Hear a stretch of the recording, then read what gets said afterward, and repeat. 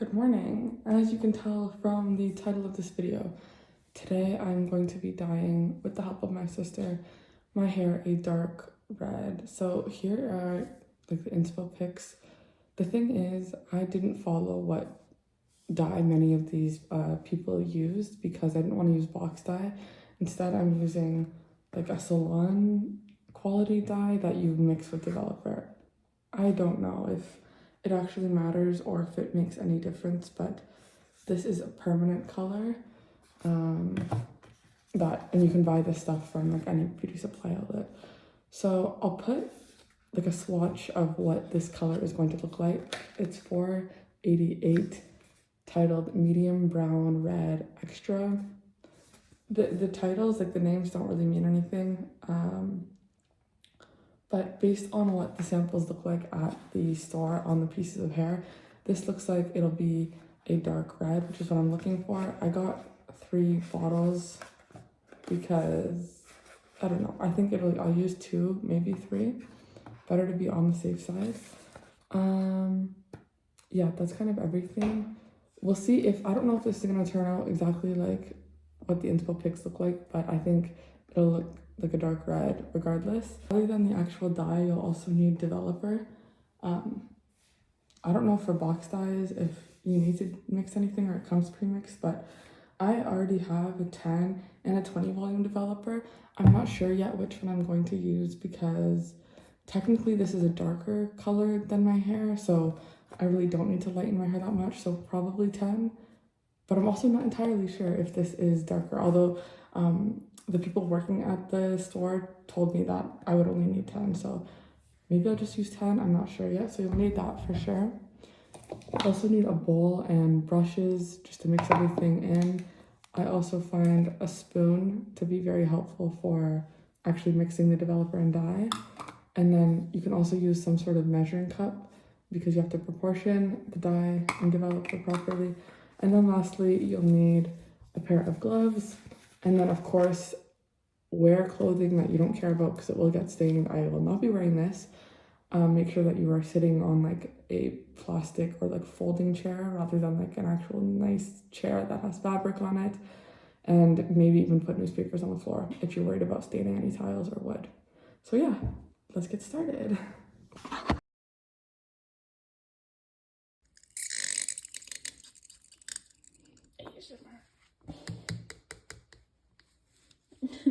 Other people in the background. Jake Gyllenhaal smiling up at us.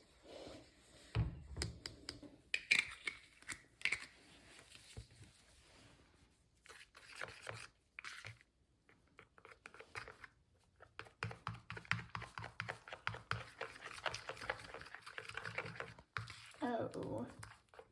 So here what my sister did was split my hair into several sections, and then for each section she would do the mids and ends first and then do the roots before moving on to the next section. I don't think that's necessary because we used a darker color. I wasn't concerned about my roots developing first, and also we didn't even do it the proper way because really you should do your entire mids and ends first and then do all the roots at the end, but we were too lazy and the color developed evenly, so I think it's fine because it was a darker color. So my understanding is that you can just put the dye however you want and you don't need to save the roots for the end when going darker. Now that I look like Carrie on prom night, I am going to let this sit in my hair for at least 30 minutes. I'm just gonna read what the instructions say. But yeah, it is very saturated. It looks very red. I ended up using 10 volume developer and I ended up using all 3 bottles. So yeah, keep that in mind, I guess, if you're recreating. All right, I'm back. My hair still looks pretty black on camera, but in real life, it looks like black red, which I really like. It's not completely dry anyways, but I'm going to now cut, I guess curtain bangs. I think I was gonna do a straight across, and I still might like have some elements that go straight across, but I think it's mostly gonna be curtain. So I already sectioned off my hair and straightened the pieces, and I'm just gonna follow a YouTube video and kind of play it by ear, and then I'm gonna blow dry my hair and I'll show you what the final result is. Hopefully when it's blow dried, maybe it'll look more red, but the camera isn't really picking it up that well, to be honest. So yeah, now I'm going to cut the actual bangs. So what we're doing here is I'm going to be using a pair of thinning shears. which look like this so that they're not as blunt on the end, which I'm just doing exactly what she does in the video. And then we're basically just over directing and cutting. I mean, she already has the bangs, and I guess I do too, they're just really long. So we'll see what happens.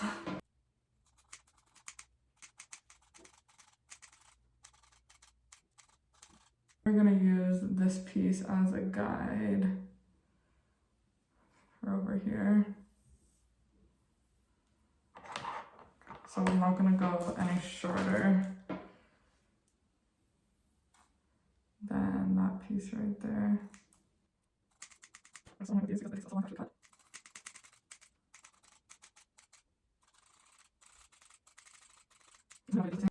Okay, I did like a flat iron thing, and it's still too much in my eyes. I want them on my forehead more, like actual bangs, so I'm just gonna trim some more.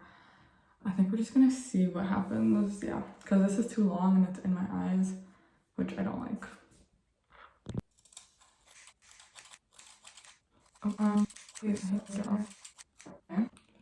Okay, I like the way they're looking, but obviously they're too long, so I'm just gonna keep trimming. But I like the short look with the long sides, so I'm gonna stick to that as a guide. Also, like, these don't really want to stay together because they've been separated for so long. So I'm just gonna do a little more of a trim and then maybe try to like blend it in a bit more. But I also don't really mind like the short and then like super long sides. That swoop, I think it looks good. Even. So super everything's in your eyes. Okay. This is still a bit long. Okay, it's still long. It's too short. I don't want to be too short because it's shrunk up. I just need to do it more though because I want this in my eyes.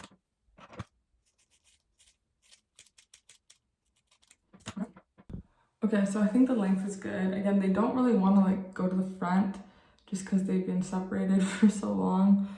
But I think that I might have to just like wet them and force them to go because they really don't want to. They kind of just want to stay to their own side. But at the same time, I feel like that also works. And if I took a straightener, I could like force them to be more of like a side bang thing. Right now the ends really don't want to stay flat because I'm blow drying, but I feel like it works and I will try and fix that. Honestly, I think I'm just gonna blow dry my whole head. Sorry, these are already pissing me off. I'm gonna blow dry my whole head and then just show you the final thing because this is probably very annoying to watch.